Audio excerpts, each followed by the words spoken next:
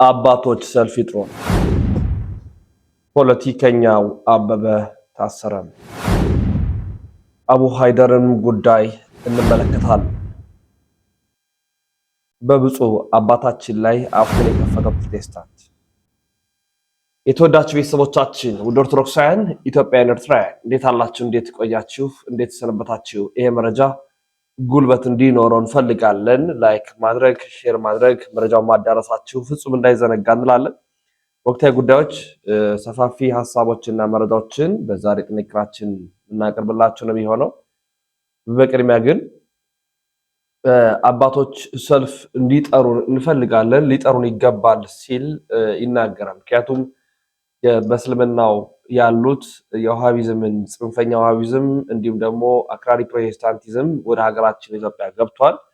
በጣም አደገኛ አካሄድ ነው። ቤተክርስቲያንን በቻሏት አቅም እያዳከሟት ነው። ስለዚህ ሰፋፊ ስራዎች ኦርቶዶክሳዊ ተዋሕዶ ቤተክርስቲያን እንድትዳከም ዋጋ እንድትከፍል ከምዕመኗ ጋር ያላት ቁርኝነት ህብረት አንድነቱ እንዲለያይ የሚያደርግ ሰፋፊ ስራዎች በውጭ የተሰሩ ነው የሚገኙት። በእስልምና ያሉቱ ዋሃቢዝምን ለማራመድ በፕሮቴስታንት ደግሞ ያሉቱ ጽንፈኛ ፕሮቴስታንቲዝምን አክራሪ ፕሮቴስታንቲዝምን ለማራመድ እየሄዱ ይገኛሉ። በዚህ በኩል ደግሞ የቤተ ክህነቱ አባቶች የተዳከሙ ሆነዋል። በዚህ ሰልፍ ሊጠሩን ይገባል ይላል ወንድማችን። ጽንፈኛ የዋሃቢያ እምነትና አክራሪ የፕሮቴስታንት እምነት ወደ ሀገሪቱ እየገባ ስለሆነ ቤተክርስቲያን ብዙ መከራ እየደረሰባት ነው። ቤተክርስቲያን እየፈረሰ ነው። ምእመን እየተገደለ ነው። ኦርቶዶክስ የሆነ ሰው አማራ እንኳን ባይሆን አማራ ነው ተብሎ እየተገደለ ነው። ይሄን ታውቃለህ?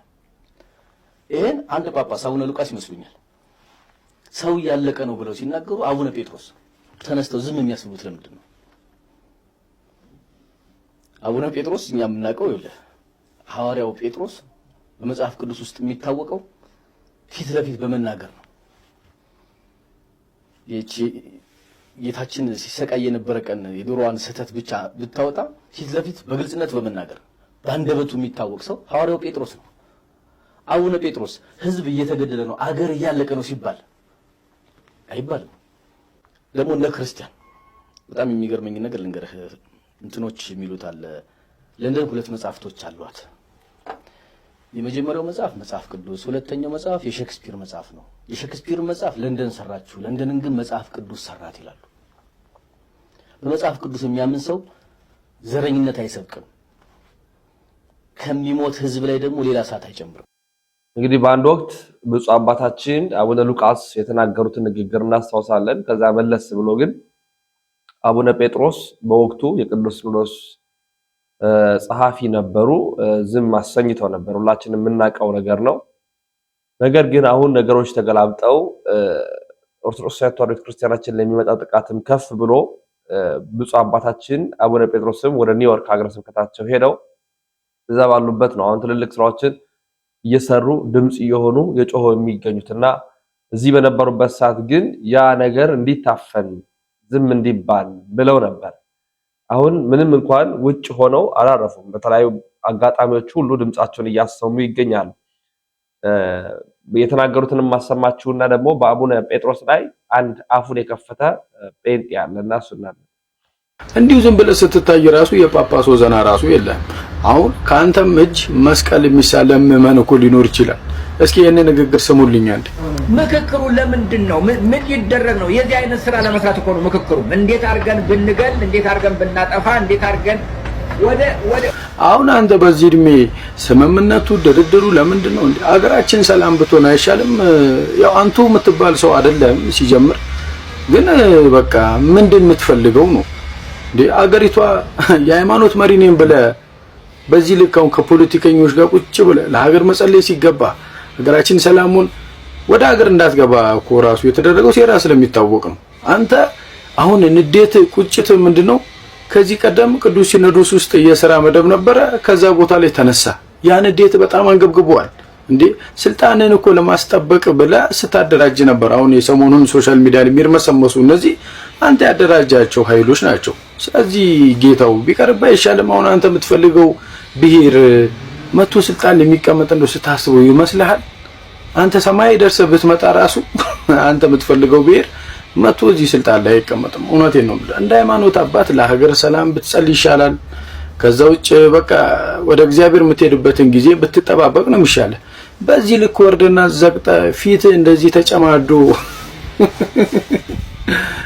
ለማንኛውም የተመጣጠነ ምግብ እዛ ብላ ተመገብ። መጀመሪያ ለሶሻል ሚዲያ የሚሆን ፊት ይዘቅረብ። እንግዲህ ለቃላት አጠቃቀም ይቅርታ፣ አንዳንድ ሰዎች እንደዚህ አይነት ነገር ስለሚያስፈልጋቸው ነው። ይቆየን። አመሰግናለሁ። በነገራችን ላይ ለሁሉም ውርጋጥ አግድም አደግ የሆነ ሰው መልስ ተሰጥቶ አይዘለቅምም አይቻልም። ነገር ግን የመጣኸው በማይመጣ ነው። በጣም በማይመጣ ሰው ነው የመጣኸው። በስመ አብ። አንተ ስንት አይነት አግድም መረን አይተናል። አንተ ደግሞ ከፋ። ይሄን ሰውዬ ሃይሚለው አንድ ሰው እንጣ። እንዴት ነው በዚህ ልክ እንደዚህ የተደፋፈረው ማለት ነው? የት ነው? ማን ነው? ምንድን ነው ከጀርባው? ምንድን ነው? ምን አይነት ኃይል ነው ያለው?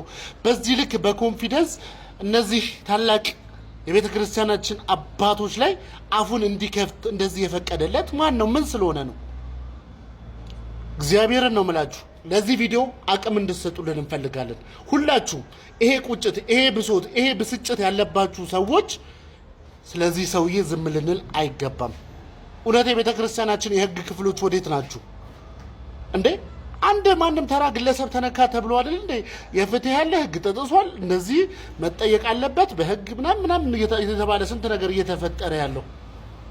አንድ ትልቅ ተቋም የሆነች ብዙ ተከታዮች ያሏት የእምነት ተቋም አንድ ትልቅ አባት እንደዚህ በማንም ተራ ምናምን እንደዚህ ስማቸው ወደ ላይ ወደ ታች ሲደረግ ሁላችሁም ዝም ብላችሁ የምታዳምጡት ምንድን ነው?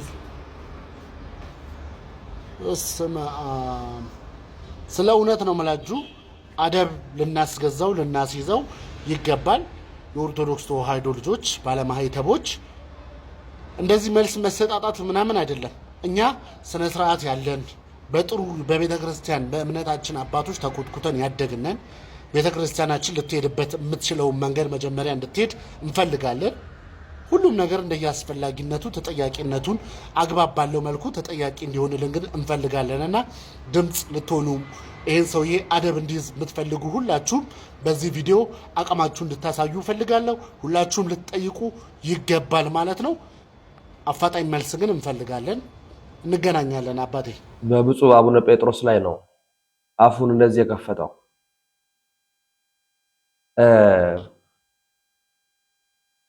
ጉዳዩን አሁን ከተናገሩት ጋር ምናምን ለማያያዝ ሳይሆን አንድ የከበረ ሊቀ ጳጳስ ምንም ያደርጉ ምንም ይበሉ የኢትዮጵያ ኦርቶዶክስ ተዋሕዶ ቤተክርስቲያን ላይ በጵጵስና አባቶቻችን ቅዱስ ሲኖዶስ ሰይሟቸው ሊቀ ጳጳስ አድርጓቸው ሹሞ ሊያውም የቅዱስ ሲኖዶስ አባል ሆነው እንደውም የቅዱስ ሲኖዶስ ጻፊም የነበሩ ሆነው አንድ ተራ እዚህ ግባ የማይባል ግለሰብ ተነስቶ እንዲህ ባለ መልኩ ሲናገር ያማል። ምንም ይሁን ምንም ያርጉ ቢያንስ አባታችን ናቸው ለኛ ለኦርቶዶክሳውያን። አንተ ተቀበልክም አልተቀበልክም እንዲህ የተናገርክበት ከጀርባ ያሉ ሰዎች አሉ።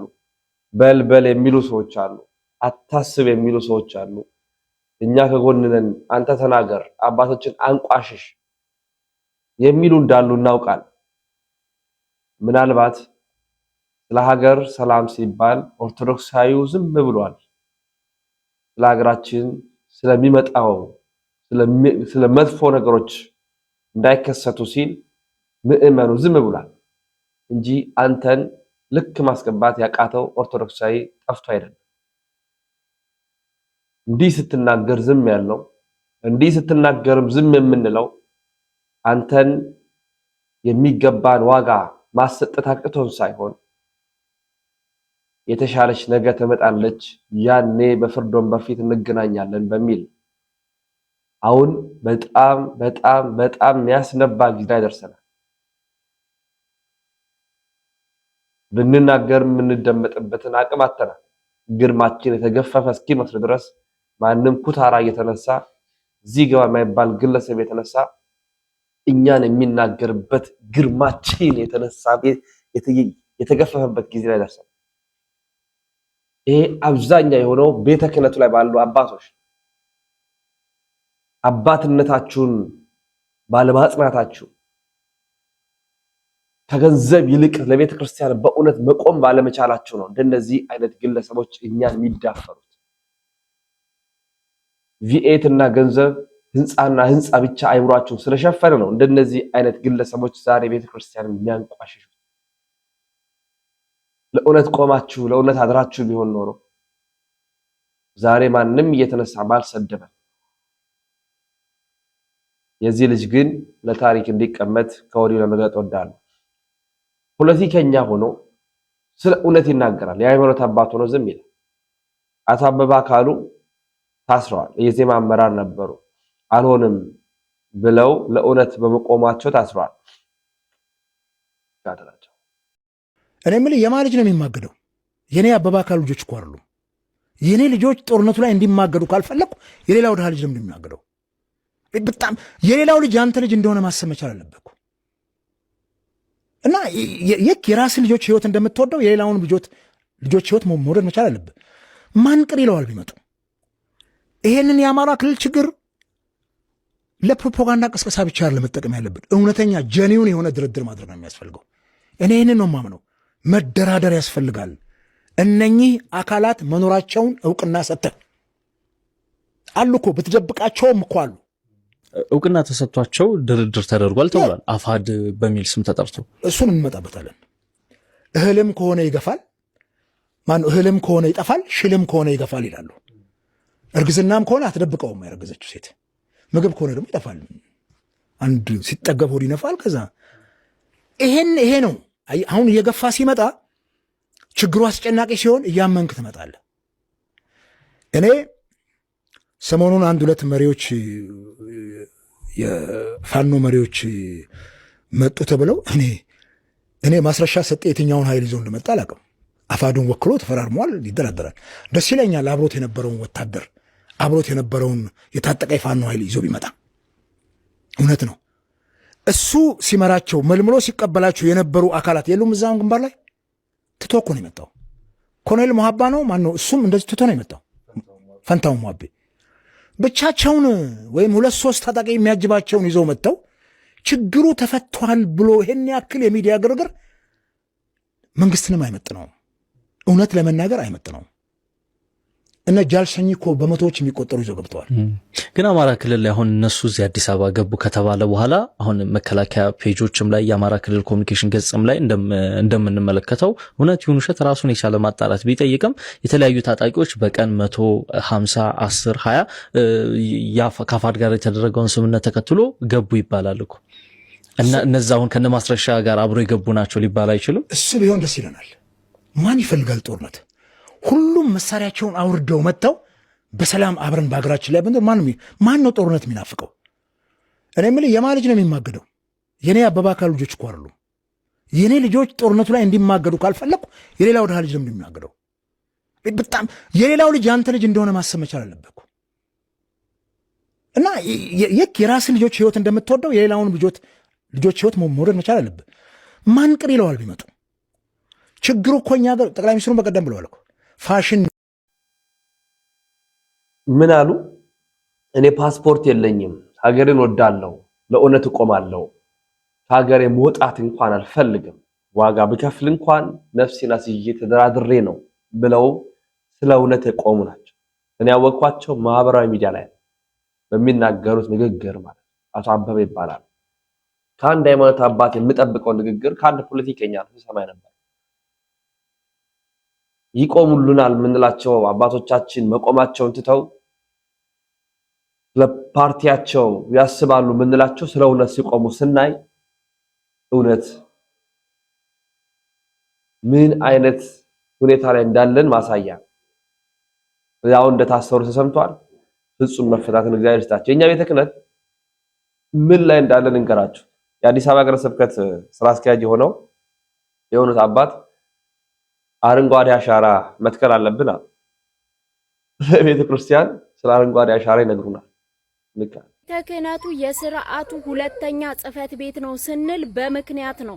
አርሲ ላይ ስለሚገደሉት ኦርቶዶክሳውያን ዕለት ዕለት በማህተባቸው ምክንያት ብቻ ስለሚሞቱት፣ ስለሚሰደዱት፣ ቤታቸው ስለሚቃጠል እንዲሁም በማህተባቸው ምክንያት ብቻ በስልጤና ሀዲያ ሀገረ ስብከት እንደዛ የሚሞቱት ኦርቶዶክሳውያን ቤተክርስቲያን ሲፈርስ፣ አዲስ አበባ አፍንጫቸው ስር ቤተክርስቲያን ሲፈርስ ምንም አልተናገሩም።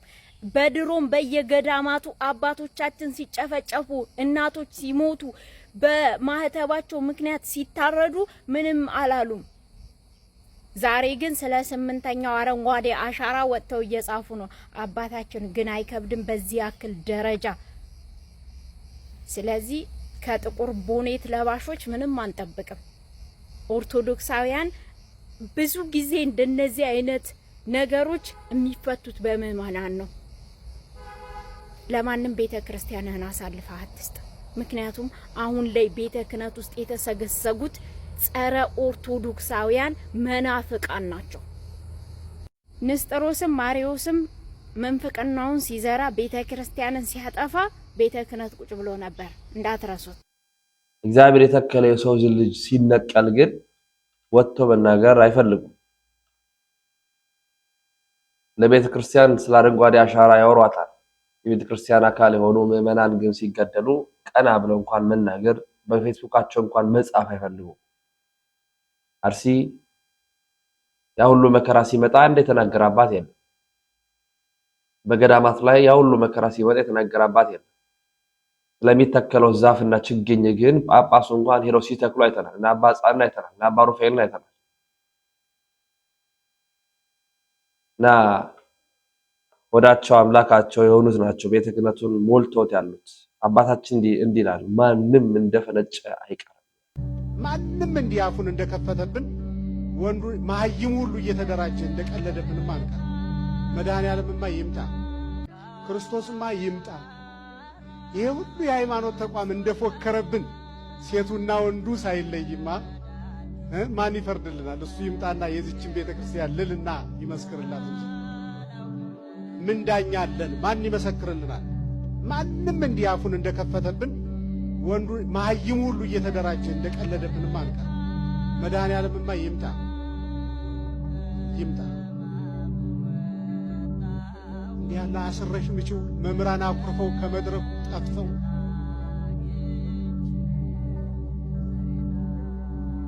ምላሳሞች ተደራጅተው ጉድ ሲሰሩ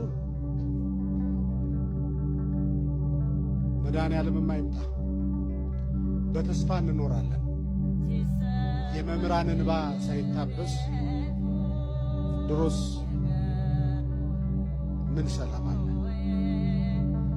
እየተጎላደፈን ቢሆን ምላሳቸው ወልድ ዋሕድ በተዋህዶ ከበረ ብለው ያስተምሩ የነበሩ መምህራን ናፈቁን። ማን መድረክ ይሰጣቸዋል?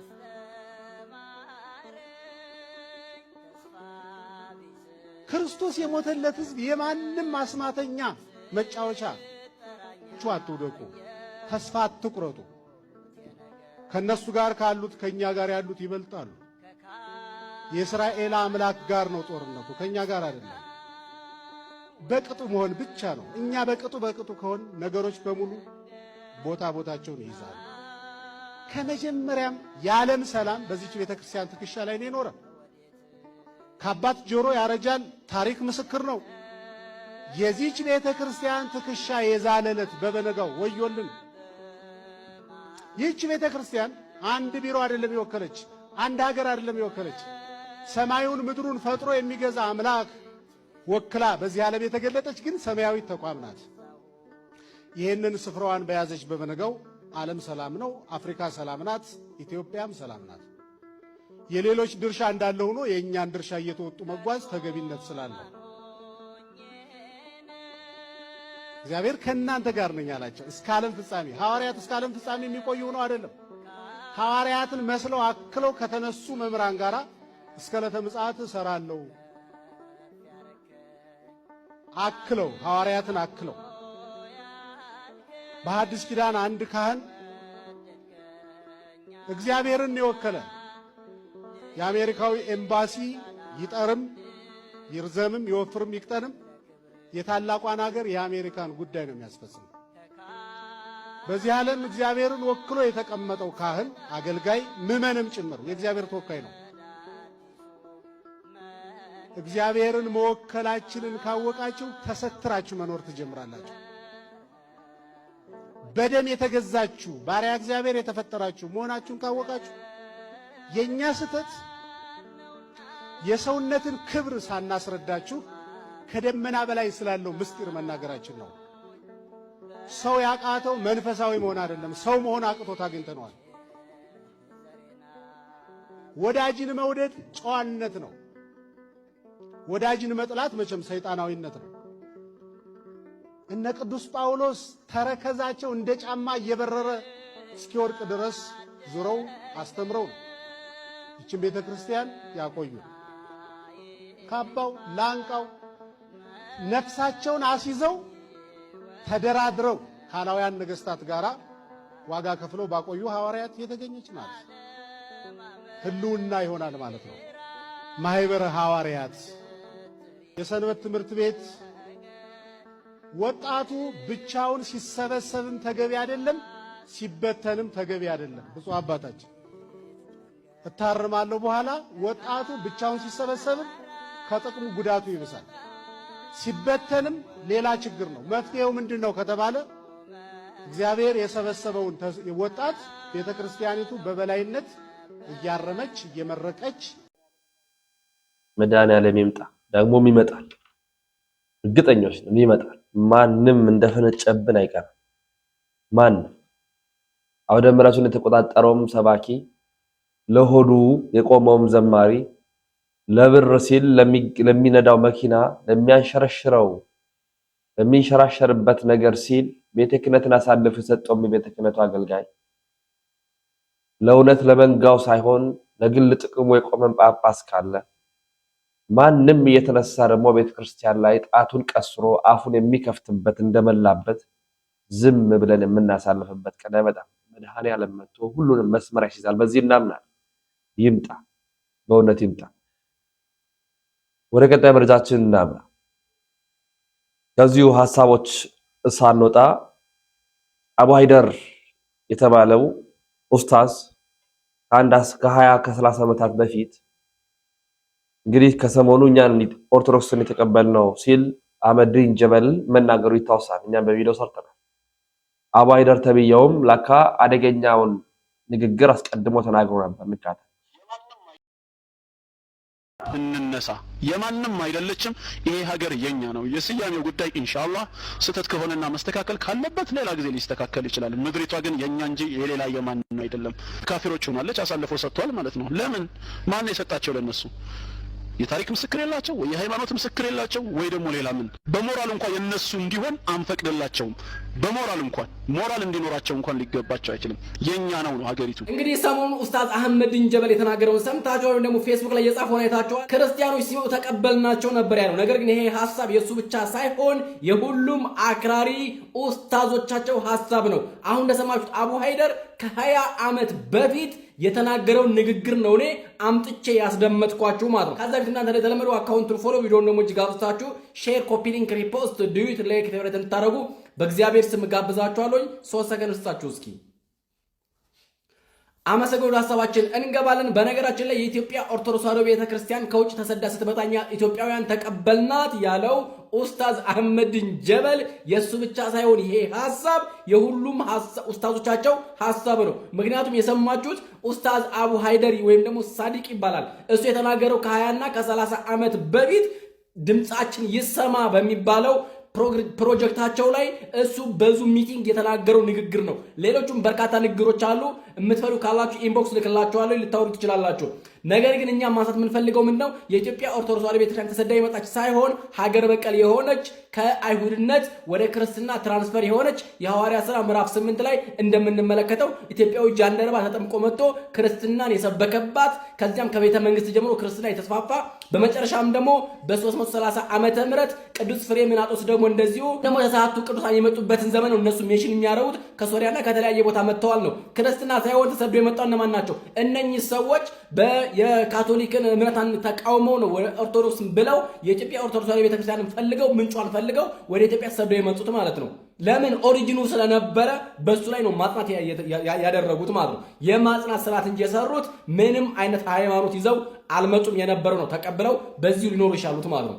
ስለዚህ በአብርሃና በአጽብሃ ምክንያት ክርስትና ተስፋፋ፣ ብሔራዊ ሃይማኖት ሆነ እንጂ ተሰዶ መጥቶ ወደ ኢትዮጵያ የገባበት ዘመን አይደለም። እስልምናን ግን ስንመለከት እስከ 610 ዓመተ ምህረት አይደለም በኢትዮጵያ በሳዑዲ አረቢያ እንኳን የሚታወቅ አይደለም። ይሄን እየመረረም ቢሆን ዋጠው። ስለዚህ እና ዋይደር እንደሚናገሩት ኢትዮጵያን ካስፈለገ ምናታለን ስሟን እንቀይራታለን። እንዲሁም ደግሞ እነሱ ምንም አይነት የታሪክ ማስረጃ እንኳን የላቸውም፣ ወይም ደግሞ በሞራል እንኳን እነሱ ኢትዮጵያውያን ናን ብለው እንዲያስቡ እንኳን አንፈቅድላቸውም። ከኢትዮጵያ ምድር እናጠፋቸዋለን እያለ ቃል በቃል የሚናገሩ ኡስታዝ አቡ ሀይደር እንጂ የኛ የትኛው ማስተማሪ አይደለም። እኛ ያልነው ነው ተቻችለን እንኑር ያለን አንድ ሀገር ነው። ተቻችለን ተከባብረን እንኑር፣ በሀገራችን ለሀገራችን ልማት እንስራ እንጂ አንዱን አጥፍተን አንዱን እንኑር አይደለም ያልነው እኛ። እነሱ ግን የሚሰብኩት ምንድነው? ምንም አይነት ሞራል የላቸውም፣ የታሪክም ማስረጃ የላቸውም። ቀድመን የነበርነው እኛ ሙስሊሞች እንጂ ክርስቲያኖች አልነበሩም ያው ነው በደንብ አድርገው አስረግጠው የሚናገሩት። ስለዚህ የአህመዲን ጀበል ወይም ደግሞ የአብዱል ጀሊል ካሳ ብቻ እንዳይመስላችሁ፣ ይሄ ሐሳብ የሁሉም ኡስታዞቻቸው ሐሳብ ነው፣ አይዲያቸውም ነው፣ የነሱ ነው። ግን ደግሞ ምንም አይነት የታሪክም ሆነ የሞራል ማስረጃ የሌላቸው እነሱ እንጂ እኛ አይደለንም። የእሱ ሐሳብ ብቻ አይደለም፣ የአቡ ሀይደርና የአብዛኛው የዋሃቢዝምን ሐሳብ የሚያራምዱ የኡስታዞቻቸው ሐሳብ እኛን የተቀበልናቸው ነገር ሲደጋገም እውነት ነው የሚመስለው።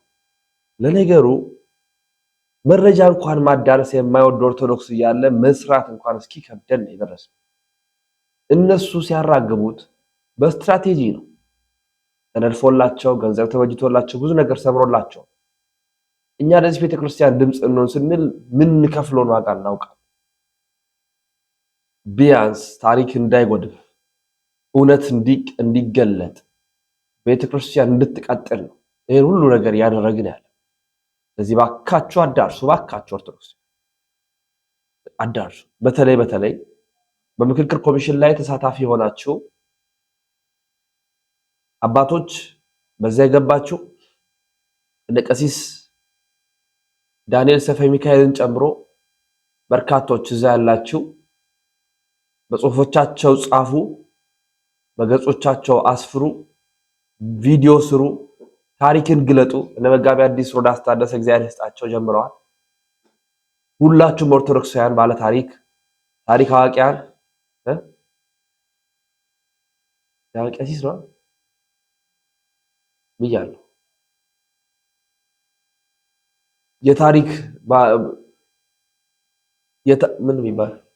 የታሪክ ምሁራን እቺ ቤተክርስቲያንን ለዘመናት የምታቋት ያጠናችኋት ቤተክርስቲያን ደግሞ እናንተን የወከለቻችሁ በዚህ ጊዜ ነው መናገር ያለባችሁ። በቃሎቻችሁ መናገር፣ በጽሁፎቻችሁ ማስፈር፣ በማህበራዊ ሚዲያዎች ላይ የወጣችሁ እውነቱን መግለጥ፣ የተዛባ የተንሸዋረረውን ሐሰተኛውን ትርክት አጋልጦ እውነትን ማሳየት የእናንተ ሚና። እኛስ ብንናገር የተወሰነው ማህበር ጋር ብንደርስ የተወሰነው ጋር ብንደርስ፣ እናንተ ብትናገሩ ግን ከእውነቱ ማማ ካላችሁበት ቆማችሁበት ቤተክርስቲያን ከወከለቻችሁ ስፍራ ላይ ሆናችሁ ብትናገሩ የምትደመጡት በብዙ እናንተ ናችሁ። ስለዚህ እናንተ መናገር አለባችሁ ነው እውነቱ እንዲገለጥ። አትተኙ እባካችሁ። ኦርቶዶክሳዊት ተዋሕዶ ቤተክርስቲያንን በምን አይነት ልክ እንደሚሳደቡ ከፕሮቴስታንት ቤተ እምነት ደግሞ ይሄን ቪዲዮ ላሳያችሁና ቪዲዮ ልጨርስ። ግን ላይክ አድርጉ። ቢያንስ 500 ላይክ ወይ 1000 ላይክ ይኖር አልጎሪዝሙ ስለሚያዳርስ ነው። ምን ይለኛል ጠንቋዩ? ኦርቶዶክስ ጋር ሂጂ ይለኛል፣ ጸበል ሂጂ ይለኛል፣ ጴንጤ ጋር እንዳትሄጂ ይለኛል።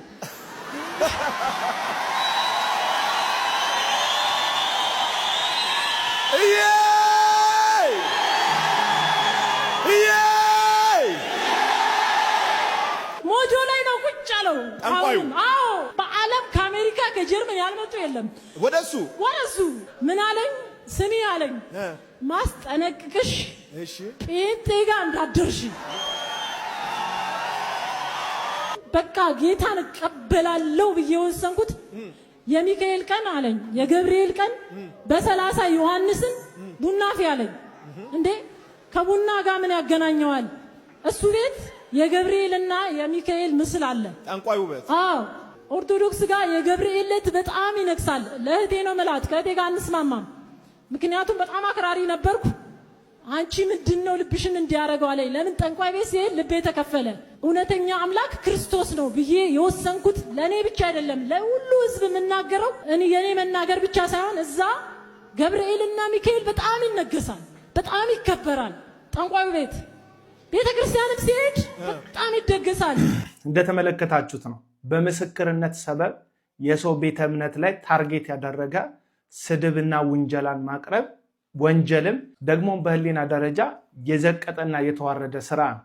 በእርግጥ እነዚህ ግለሰቦች አዳራሽ ውስጥ ሰይጣን ራሱ በተጠና መንገድ ድራማ እየሰራ እንደሚወጣ የታወቀ ነው። አንዳንድ ገጠመኞችን ልንገራችሁ። እነዚሁ ግለሰቦች አዳራሽ ውስጥ ሐሰተኛ ነቢያት አዳራሽ ውስጥ ከዚህ በፊት ሰይጣን ምን ብሎ እንደጮኸ ማለት ነው። አንድ ሰሞን ትዝ ይላችኋል ቃና የሚባል ቴሌቪዥን መጥቶ ሰው ሁሉ ሌላ ቴሌቪዥን ማየት ነውርና ኃጢአት እስኪመስል ድረስ የሁሉም ቤት ቴሌቪዥን ቻናል ወደ ቃና በዞረ ጊዜ እነዚህ ራሳቸውን ነቢያት እያሉ የሚጠሩ ግለሰቦች በቃና ምክንያት ተመልካች ባጡበት ሰሞን ያው ተመልካች ካጡ መባና አስራት የሚሰጣቸው ሰው ማለትም ኢንካማቸው ይቋረጣል።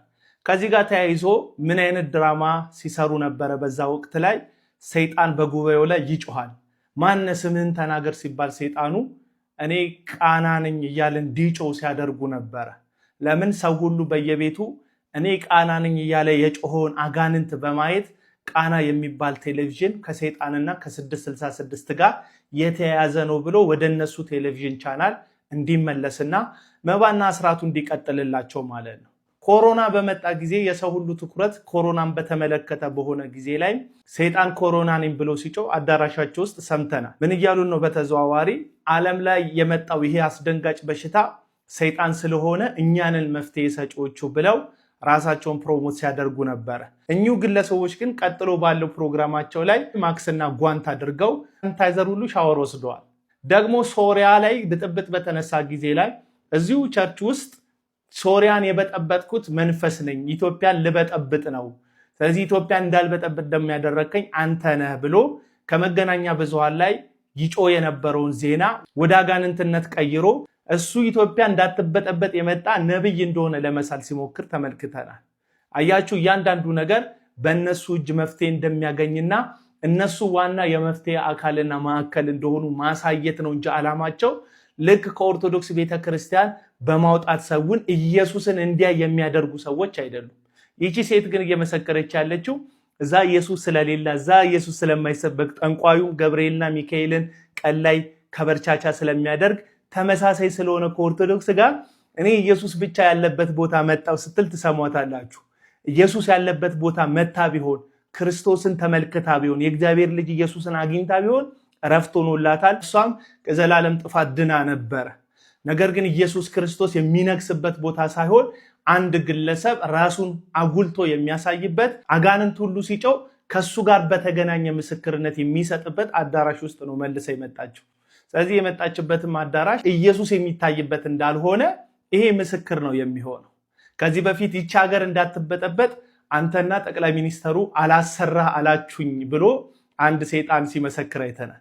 ይህ ሁሉ የሚያሳያችሁ በዛ አዳራሽ ውስጥ ከሚወጡ ብዙ ሰይጣኖች መካከል አብዛኞቹ የተጠኑና ድራማ እንደሆኑ ማሳያዎች ናቸው። ስለዚህ የሰው ቤተ እምነት ላይ ዘላችሁ ማጠልሸትና ማንቋሸሽን ከምታደርጉ መጽሐፍ ቅዱሱ እንደዚህ አይነት ትምህርት አያስተምረንም። በራስ ላይ እንዲደረግ የማትፈልገውን ነገር በባልንጀራ ላይ አታድርግ ይላል። ቤተ እምነት እንዳይዋረድ የእናንተ ቤተ እምነት እንዳይንቋሸሽ የምትፈልጉ የራሳችሁን ቤተ እምነት የምታከብሩ ከሆነ የሌሎቹን ሰዎች ቤተ እምነት ለማክበር ልባችሁ የተዘጋጀ ይሁን። ያ ማለት የሐሰት ትምህርታቸውን አታፍርሱ፣ እውነታችሁን አትግለጡ ማለት ሳይሆን እንደ ቤተ እምነትና እንደ እምነት ግን እናንተ እንድትከበሩ እንደምትፈልጉት የሌላውንም ቤተ እምነት ማክበር ጨዋነትም ብልሃትም ደግሞ የወንጌልን መንገድ ነው ብዬ አስባለሁ። በተለያየ ምስክርነትና በአጋንንት ማስወጣት ሰበብ የሰው ሃይማኖት ላይ የምታደርጉትን ማንቋሸሽና ማጥላላት እጅግ በጣም አጸያፊ እንደሆነ ለመናገር ነው ቪዲዮ የሰራሁት። ይመቻችሁ። ቤተክርስቲያንን አፉን የማይከፍትባት የማይናገር ሰው የለም። ከፓስተሩ እስከ ኡስታዙ በየአዳራሾቻቸው በሚያገኙት መድረክ ሁሉ እኛን የሚናገሩት እኛን የሚሳደቡት። እስኪ ከኦርቶዶክስ ቤተክርስቲያን ላይ የሆነውን ፓስተር የሆነውን ኡስታዝ የሆነውን መስጂድ የሆነውን ቸርች የተሳደቡትን አውጡና ሳይ የለም። ምክንያቱም እኛ በራሳችን ወርቅ የምንደምቅ ነን። እኛ የራሳችንን ነገር የምንወድን በራሳችን የተዋብን መሰረት ጉልላት ማንነት እሴት ያለን ክርስቶስ የመሰረታት ቤተክርስቲያን ውስጥ ነው ያለን። የቅዱሳን ህብረት ውስጥ ነው ያለን። የሌላው ልንማትር ልናይ ልንመኝ ልናንቋሽሽ አንችል። ብዙሃኑ ግን የዚችን ቤተክርስቲያን ነገር ቀን ከሌት አጀንዳ ቀርጸው እንዴት ባለ ልክ እንናገር እንዴት ባለ ነገር እንስራና እንጣላት ብለው ይነሳል። እዚህ ይሄኛው እንኳን አንዱ ማሳያ። እናንተ ላይክ አድርጉ፣ ሼር አድርጉ። ቀጣይ ደግሞ ሌሎች ቪዲዮዎችን አመጣለሁ። ወንድማችሁ ሁሉ መብራቱ ነኝ። ያሮስ የእናንተም የእኛም